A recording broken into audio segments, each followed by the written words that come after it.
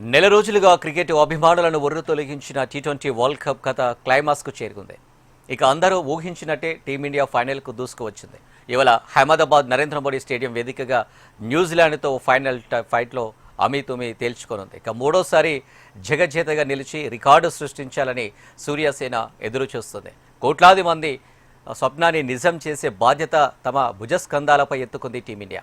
అయితే 2023 నవంబర్ 19న ఇదే స్టేడియంలో వన్డే వరల్డ్ కప్ ఫైనల్లో ఆస్ట్రేలియా చేతిలో ఇండియా ఓటమి పాలైంది.